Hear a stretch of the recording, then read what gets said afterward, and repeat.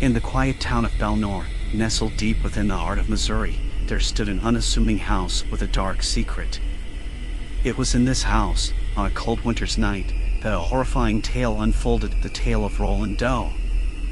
Roland was just a young boy, innocent and full of life, until an unseen force began to plague his existence.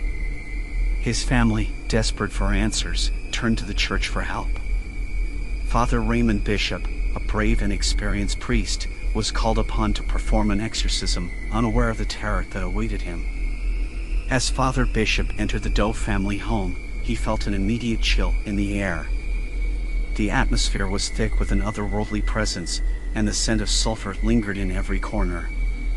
The family, terrified for Roland's safety, huddled together in the living room, their eyes wide with fear. The priest began the ritual, chanting ancient prayers and sprinkling holy water throughout the house. But the entity that had possessed Roland was not so easily deterred. It mocked the priest, speaking in voices that were not his own, its laughter echoing through the halls. Hours turned into days, and the exorcism became a battle of wills between Father Bishop and the malevolent force within Roland. The house seemed to come alive with a sinister energy, the walls pulsating with unseen power.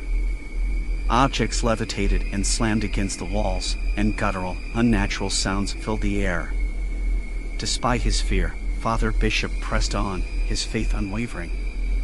He recited scripture and called upon the power of God to cast out the demon that had taken hold of Roland's body. But the entity fought back, taunting the priest with knowledge of his deepest fears and darkest secrets. As the days turned into weeks, Roland's body grew weaker, his spirit nearly broken. The demon reveled in his suffering, tormenting him with visions of hellish landscapes and demonic creatures. Father Bishop, too, felt the weight of the battle, his body weary and his mind clouded with doubt. One fateful night, as the exorcism reached its climax, a blinding light engulfed the room. The voice of the demon grew louder, its screams echoing through the house. Father Bishop, fueled by an inner strength he never knew he possessed, raised his crucifix high and uttered a final prayer. In that moment, the house shook violently, as if the very foundations of reality were being torn asunder. And then, with a deafening roar, the demon was expelled from Roland's body. The boy fell to the floor, gasping for air, his eyes wide with terror and relief. The room fell silent, the oppressive atmosphere lifting like a fog. The Doe family embraced each other, tears of gratitude streaming down their faces. Father Bishop, his energy spent, sank to his knees, his heart heavy with the weight of the battle he had fought and won. But the victory came at a cost. The ordeal had taken a toll on Roland, his once bright eyes now haunted by the horrors he had endured. And Father Bishop, forever changed by the experience, carried the memories of that night with him, a constant reminder of the darkness that lurked beyond the veil of our reality. And so, the tale of Roland Doe became a cautionary legend, a reminder that evil could manifest in the most unexpected of places.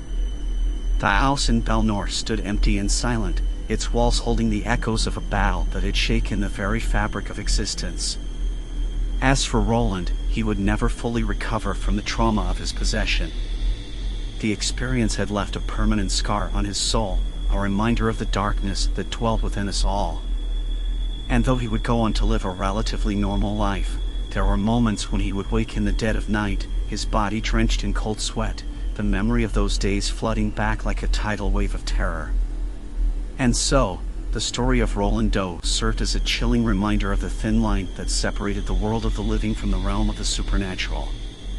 It was a tale that would be whispered in hushed tones, a story that would haunt the town of Belnor for generations to come, a story of a brave young boy, a determined priest, and the unspeakable evil they faced together in that quiet, unassuming house.